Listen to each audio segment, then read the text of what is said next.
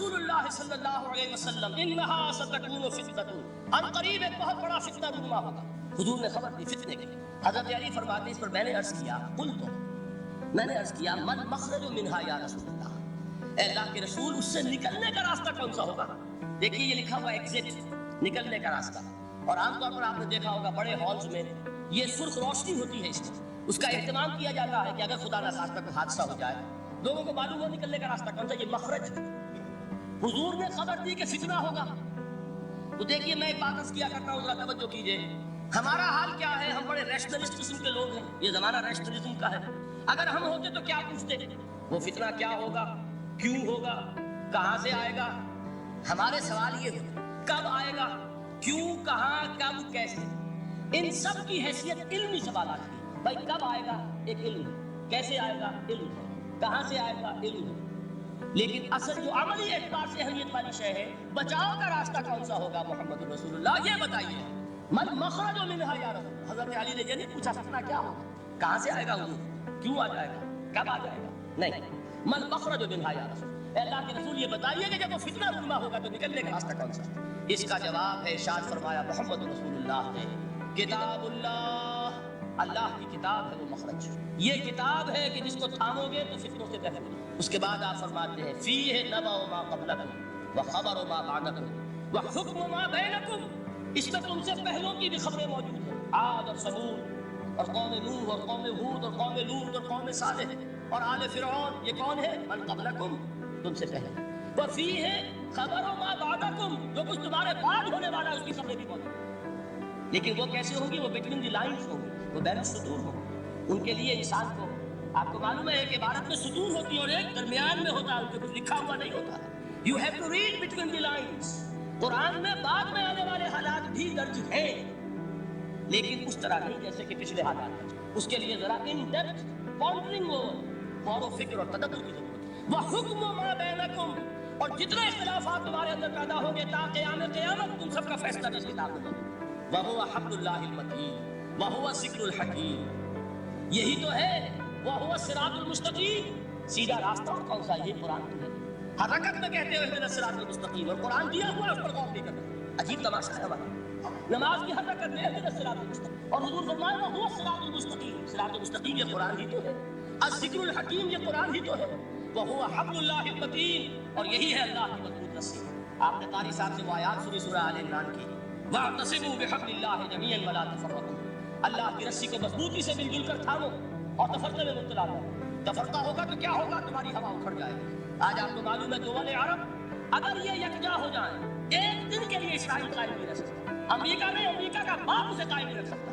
اگر امت عرب ہی جمع ہو جائے، عالم اسلام تو بڑی شے ہے، جو وسائل ان کے پاس ہے، جو اللہ تعالیٰ نے ان کو نعمتیں عطا فرمائی، لیکن افتراق، انتشار، اختلاف، جتھے بندی، گروہ بندی، دھڑے بندی، اس نے اسرائیل کا خنجر کسی نے نہیں بس دیا، اس لیے کہ فَتَذْهَبَ رِيحُكُمْ، اگر تم اختلاف کرو گے تو تمہاری ہوا اکھڑ جائے گی۔ آج وہ ہوا تو فرمایا وَاعْتَصِمُوا بِحَبْلِ اللَّهِ جَمِيعًا وَلَا تَفَرَّقُوا، اللہ کی رسی کو مضبوطی کے ساتھ مل جل کر تھامو اور تفرقے میں مت ہو۔ حضور فرما رہے ہیں اللہ کی رسی کون سی؟ هُوَ حَبْلُ اللَّهِ الْمَتِينُ، یہی قرآن ہے اللہ کی مضبوط رسی۔ علامہ اقبال نے کیا خوب کہا ہے، علامہ اقبال نے قرآن اور حدیث کے حقائق کو جس طریقے سے اشعار کا جامع پہنایا ہے، وہ تو خود کہتے ہیں گوہر دریائے قرآن سستا، میں نے قرآن مجید کے دریا سے موتی نکال کر اپنے اشعار کے اندر میں نے چن لیے، میرا کام اور کچھ نہیں ہے۔ موتی کوئی بھی غواص پیدا نہیں کرتا دریا کی گہرائی سے نکالتا، یہ میری حکمت نہیں ہے جو میرے اشعار میں ہے، یہ میں نے قرآن مجید کے دریا میں غوطہ زنی کر کے اس سے یہ موتی نکالا، گوہر دریائے قرآن سستا۔ اب دیکھیے اسی حدیث کے اس ٹکڑے کو کیسے شعر میں لائے ہیں، از یک آئینی مسلمان زندہ است، پے کرے ملت قرآن زندہ است۔ مسلمان کی زندگی تو ایک آئین کے بغاوت ہے، یہ آئین قرآن جو کہا تھا کبھی قائد اعظم مرحوم نے جب پوچھا گیا تھا کہ آپ کے پاکستان کا دستور کیا ہوگا، کیا فرمایا تھا یاد کیجیے کہ ہمیں کسی نئے دستور کی ضرورت نہیں، ہمارا دستور 1400 برس پہلے طے ہو چکا۔ یہ ہماری بدقسمتی ہے جو کچھ کہا تھا قائد اعظم نے، God has given us a golden opportunity to prove our worth as architects of a new state, and let it not be said that we didn't prove equal to the task۔ میں معذرت کے ساتھ عرض کروں گا کہ واقعہ یہ ہے کہ ہم اس کے equal to the task ثابت نہیں ہوئے۔ قائد اعظم کا دیا ہوا پاکستان آج دنیا میں موجود نہیں ہے، اس کا ایک حصہ اپنے نام سے دستبردار ہو کر بنگلہ دیش بن چکا ہے، اس نے اپنی تاریخ کو خیر بات کہہ دیا، حالانکہ مسلم لیگ کی جنم بھومی ڈھاکہ 1906 میں ڈھاکہ میں مسلم لیگ نے جنم لیا، اور اگر وہ صرف ہم سے علیحدہ ہوتا یا گہرا صدمہ ہوتا، لیکن یہ کہ اس نے جب نام بدلا ہے، در حقیقت اس نے اپنے تاریخ سے، اپنے پس منظر سے استعفیٰ دیا۔ یہ ہمارا دوہرا ہمارے لیے صدمے کی بات ہے۔ کیا دو یمن موجود نہیں؟ ان میں سے کوئی ایک بھی اپنا نام چھوڑنے کو تیار ہو؟ کیا دو جرمنی دنیا میں موجود نہیں؟ کوئی ایک بھی ان میں سے اپنا نام چھوڑے گا؟ کیا دو کوریا نہیں، دو ویتنام نہیں، تو کیا دو پاکستان نہیں ہو سکتے تھے؟ ہو سکتے تھے۔